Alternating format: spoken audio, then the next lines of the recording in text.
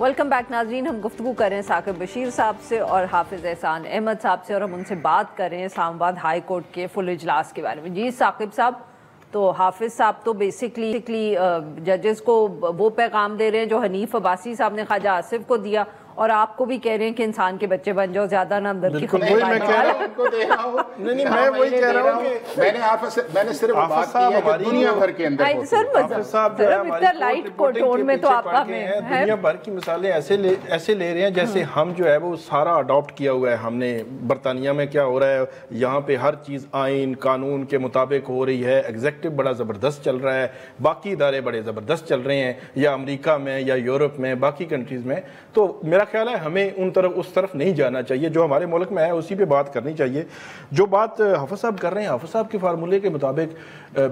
آپ حافظ صاحب یہ چاہیں گے کہ جتنی بھی جوڈیشری میں ججز لگے ہیں، جو وکیل لگے ہیں، اب جب جوڈیشل کمیشن میں اجلاس ہوتا ہے تو اس میں ساری ایگزیکٹو ہے۔ میں آپ کو لکھ کے دیتا ہوں کہ ان میں سے 70% جو ممبران ہیں جو ووٹ کرتے ہیں، ان کو اس کے پتہ ہی نہیں ہوتا کہ یہ اس بندے کا بیک گراؤنڈ کیا ہے، اس نے کیا کیا ہے۔ میں اس کی طرف جا رہا ہوں، ججز کی تعیناتی۔ تو کیا اگر وہاں ہم کہیں یا ہمیں پتہ چل جائے، اس کو رپورٹ بھی نہ کریں؟ میں تو کہتا ہوں کہ یہ مطالبہ ہونا چاہیے کہ یہ سامنے لائیں، جی آپ نے کس بنیاد پر جناب کو 20 میں سے ججز لگائے ہیں۔ بہت بڑے سوالیہ نشان ہیں شفافیت پر۔ آپ جوڈیشری میں ججز بھر رہے ہیں، مطلب ہائی کورٹ، مختلف ہائی کورٹس میں، سپریم کورٹ میں، تو وہ کلیئرٹی ہونی چاہیے۔ جو بات یہ کر رہے ہیں کہ یہاں کی جو بات ہے، دیکھیں کیسز فکسیشن، کیسز مارک کرنا،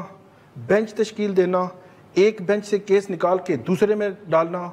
سنگل بینچز جیسے بابر ستار کے اور سردار اعجاز اسحاق خان کے ختم کرنا، کیونکہ وہاں سے یہ ایک تاثر ہے کہ شاید وہ ایگزیکٹو کے خلاف ان کے تھوڑا سا سخت رویہ ہے۔ یہ وہ ساری چیزیں ہیں جو انہوں نے ہائی لائٹ کی ہیں۔ اور جسٹس بابر ستار نے ایک بڑی زبردست بات کی، دو، ایک تو انہوں نے کہا کہ جو ادارے بنانے میں تو بڑا وقت لگ جاتا ہے، تو تباہ کرنے میں کوئی نہیں، آپ جیسے تیسے بھی تباہ کر دیں۔ دوسری بات انہوں نے کی جو ہم کورٹ پروسیڈنگ میں سنتے ہیں، حافظ صاحب بھی سنتے ہوں گے، کہ جتنے بھی یہ اداروں کے سربراہ آتے ہیں، کوئی ایف آئی اے کا ڈی جی آ گیا، کسی سی ڈی اے کا چیئرمین آ گیا، یا کسی بھی ادارے کا نیب کا چیئرمین آ گیا، ان کو آ کر وہ یہ کہتے ہیں کہ بھائی آپ کنگ نہیں ہیں، آپ کے اختیارات کے کچھ حدود و قیود ہیں، آپ اس کے اندر رہ کر ہی کام کرنا ہے۔ یہ نہیں ہے کہ آپ جو ہے وہ جو مرضی کرتے رہیں، ڈی سی اسلام آباد کو، سب کو۔ تو یہاں پہ بھی وہ یہی تاثر اور یہی پیغام دینا چاہ رہے تھے، لیکن یہ افسوسناک ہے کہ ان خطوط کو ہاتھ بھی نہیں لگایا گیا، ان خطوط کو سنا ہی نہیں گیا۔ اس چیز کو تو میرے خیال میں حافظ صاحب کو بھی سیکنڈ کرنا چاہیے کہ ڈسکشن تو ہونی چاہیے نا۔ ڈسکشن میں کیا مسئلہ ہے؟ ڈسکشن تو ہونی چاہیے سر، اتنے عام رول جو ہے وہ بنائے جا رہے ہیں۔ Leaving aside this issue of خبر کہاں سے آئی یا انفارمیشن کہاں سے آئی، پر سر یہ والا جو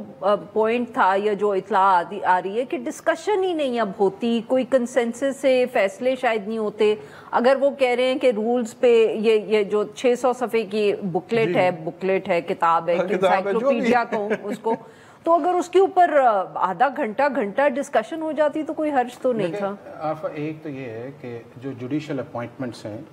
وہ اب جوڈیشل کمیشن تو آرٹیکل 175A کے نیچے ابھی اکتوبر 2024 میں بنا ہے۔ اس سے پہلے جتنے بھی یہ ججز پاکستان کے اندر لگے رہے ہیں، وہاں پہ جوڈیشری کی اسٹرینتھ رہی ہے۔ اور اگر اس سے پہلے جب 19ویں آئینی ترمیم نہیں آئی تھی، اس وقت بھی جوڈیشری جو ہے انہی کا ٹلٹ ہوتا تھا، چیف جسٹسز کا یا سپریم کورٹ کے چیف جسٹسز کا، کہ کس کو لے کے آنا ہے، کس طرح لے کے آنا ہے، کس کو چیف جسٹس بنانا ہے، کس کو کس سینیورٹی کے اندر ڈالنا ہے۔ میں خود ایک میٹنگ میں تھا 2013 یا 14 کی سینٹ کی کمیٹی تھی، تو میں نے وہاں پہ بھی یہ کہا تھا کہ اگر آپ ججز لگانے والے ہیں تو اس کے اندر ایک پبلک ہیئرنگ کا کانسیپٹ دیں۔ مجھے پتا ہو، سب کو پتا ہو کہ میں اس صوبے کے اندر یا اس ملک کے اندر جو ججز لگا رہا ہوں اس کا پروفائل کیا ہے، اس کی آپ کا جو ہے اس کا سائیکولوجیکل لیول کیا ہے، اس کی لاء کی انڈرسٹینڈنگ کیا ہے، اس کی اپیرنس کتنی ہے، اس کا کیس کریڈٹ کتنا ہے، اس کو اور کتنا کچھ لاء کے کانٹیکسٹ کے اندر آتا ہے ایز اے لائر کے طور پہ، وہ لکھتا کس طرح ہے۔ یہ ساری چیزیں ایسی ہیں جن کو کنسیڈر کیا جانا چاہیے اور الٹیمیٹلی جانا چاہیے۔ ابھی بھی میں سمجھتا ہوں کہ اگر ایگزیکٹو کا ریشو 175A کے اندر ہے، انہیں اپنے آپ کو امپروو کرنا چاہیے۔ اس امپریشن کو جو ہے ختم ہونا چاہیے کہ پاکستان کے اندر جو ججز ہیں وہ میرٹ پہ نہیں آتے بلکہ کسی اور طریقے سے آتے ہیں، چونکہ یہ بڑا ایک امپورٹنٹ اور سینسٹیو انسٹیٹیوشن ہے، اس پہ کوئی کمپرومائز نہیں ہونا چاہیے۔ دوسری چیز جو آپ نے کہی ہے وہ یہ ہے کہ جو ثاقب نے بھی بات کی ہے، سارا کچھ یہ ہے جی، میں تو دو ہی چیزیں، یا یہ ہے کہ हाई कोर्ट इस्लामाबाद जो है वो एक प्रेस रिलीज इशू कर दे ताकि जी हमने इसको डिस्कशन में नहीं डाला, या वो जो जजेस हिस्सा थे को ऑफिशियल स्टेटमेंट दे दें कि जी हुआ नहीं है। एक ऐसी चीज है जिसके अंदर कोई कमेंट नहीं किया गया या कोई पब्लिक रिलीज नहीं की गई, उसको इस तरह से आप कहना कि जी फलाना नहीं हुआ, या देखिए बात सीधी सी है कि जिन दो बुनियादों के ऊपर जो था इशू बनाया गया था पहले, और उस वक्त भी मैंने ठीक कहा था कि जी अगर आपने जुडिशियल सर्विस के आपने रूल्स अप्रूव करने हैं तो आपको फुल कोर्ट मीटिंग चाहिए। चीफ जस्टिस अकेला किसी भी हाई कोर्ट के अंदर एब्सोल्यूट अथॉरिटी नहीं रखता। और इसी तरह अगर आपने प्रैक्टिस एंड प्रोसीजर को लेके जाना है, डिस्क्रिप्शन खत्म करें। क्यों चीफ जस्टिस हाई कोर्ट जो है इनको और केस दे दे, उनको और केस दे दे, किसी से और, इसको स्ट्रक्चर्ड जो है वो होना चाहिए। अब ये है कि आपने उन्हीं में से आपने, यहां तो एग्जेक्टिव की अथॉरिटी नहीं है ना जी, 11 जजेस हैं, 11 ने मिलकर एक फैसला किया है। उन्होंने कहा जी कि 6-5 से हमने फैसला किया, जो इन्होंने कहा है मुझे तो पता भी नहीं अभी है कि अब अगर 6-5 से एक फैसला आ गया है, अब उसकी निटी ग्रिटी के अंदर जाके कुछ जजेस जो है उनको क्रेडिट देना या कुछ जजेस जो है उनको क्रिटिक्स के अंदर लेके आना, मैं ये समझता हूं कि ये इंस्टीट्यूशनल सर्विस भी नहीं, रिपोर्टिंग अपनी जगह, लेकिन उसके अंदर एक इंपॉर्टेंट ये है कि sensitivity of the institution for the public optics जो है ये बहुत इंपॉर्टेंट है जी। अब वेरी क्विकली कम वक्त है और आप दोनों को मैंने वक्त प्रोसीजर रूल्स का गजट नोटिफिकेशन हो चुका है। गजट नोटिफिकेशन का मतलब ये होता है कि हतमी तौर पर वो कानून बन चुका है, तो उस पर डिस्कशन या उसकी मंजूरी बाद में लेने की समझ नहीं आई कि वो बाद में मंजूरी जो है वो क्यों ली जा रही है। फिर सर एक सेकंड साकिब, सर एक सेकंड, अब आप देखें कि प्रैक्टिस एंड प्रोसीजर जब सुप्रीम कोर्ट के अंदर आया उस वक्त इन सारों ने कहा कि जी ये master of roster chief justice को होना चाहिए, और उसके खिलाफ अभी लॉ नहीं भी बना था तो स्टे आया, और दूसरा चीफ जस्टिस आया फाइजा, उसने किया। अब अगर ये है कि मेजॉरिटी कर रही है तो मान लेना चाहिए उस चीज। हमने बिल्कुल भी नहीं कहा, और वहाँ पे हम उस वक्त भी ये कह रहे थे कि जो चीफ जस्टिस है उनके साथ 1, 2 या 3 जज और होने चाहिए ताकि चीफ जस्टिस जो है उसका इख्तियार